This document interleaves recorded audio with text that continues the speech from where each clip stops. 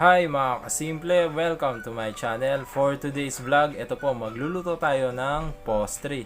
Ito pong dish na ito is noong pa pong kabataan ni mama at medyo kakaiba kasi ang main ingredients po natin ay saging na saba, tapos igigisa at lalagyan po siya ng sabaw. So ito po ang ating mga ingredients: mantika, bawang, sibuyas, patis, pamintang durog, vetchin, asukal, isang bowl ng tubig, at syempre po, ang saging na saba. So ito po, start na po tayong magluto. So ito po, maglagay na po tayo ng mantika. Ayan, at kapag mainit na ang ating mantika, ilagay na rin po natin ang bawang. Ayan.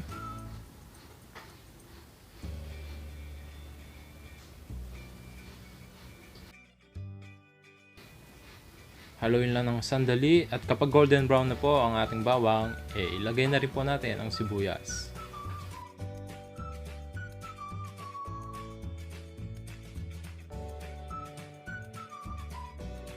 Ang gisa-gisa lang.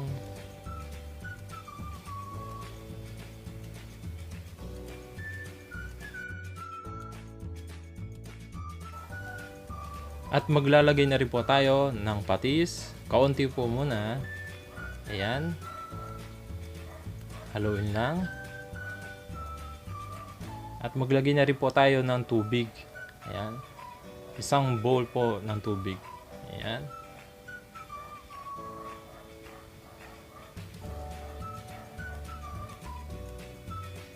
Haluin ng kaunti. So ito po, kumukulo na. At magdadagdag po tayo ng patis. Ayan, 2 kutsara po.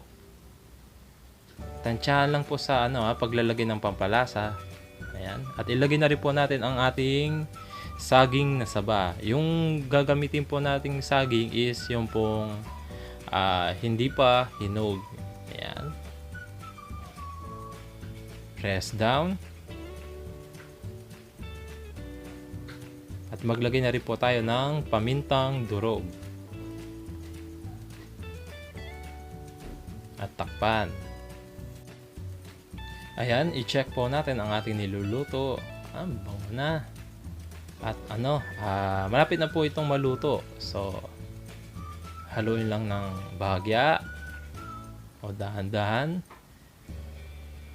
At ito po, maglagay na rin po tayo ng vetchin or MSG at asukal. Ayan.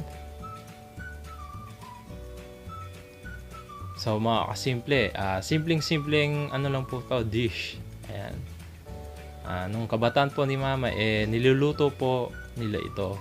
So ayan, luto na ang ating postre. Ayan. So, ito na po. At mag-plating na po tayo.